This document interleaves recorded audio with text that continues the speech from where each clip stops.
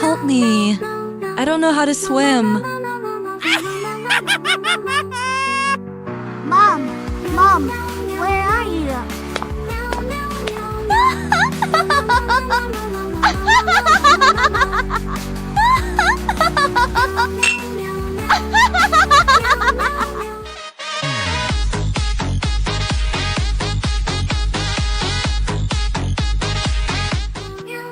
Dad, it was you who caused harm to Mom.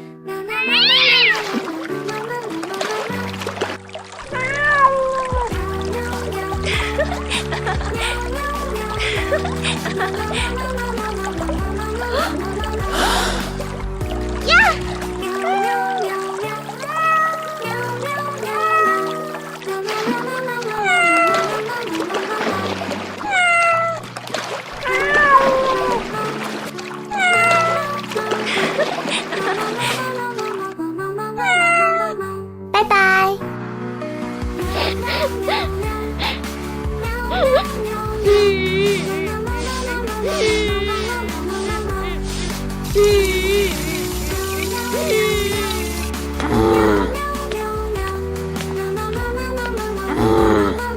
Hurry up.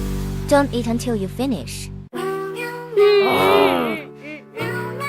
Mom, I miss you so much. Mom, I must find you.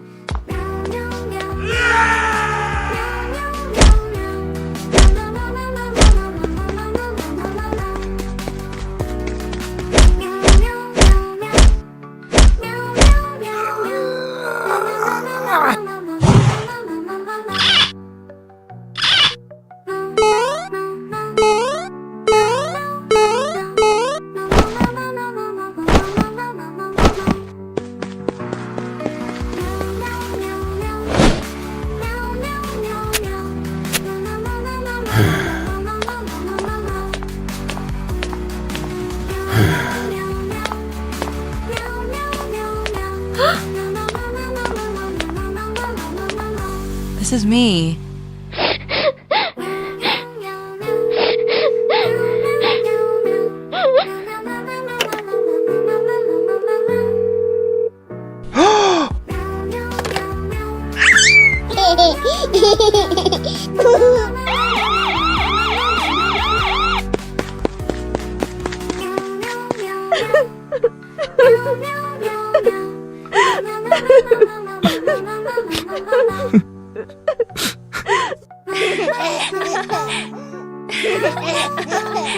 Mom, I miss you so much.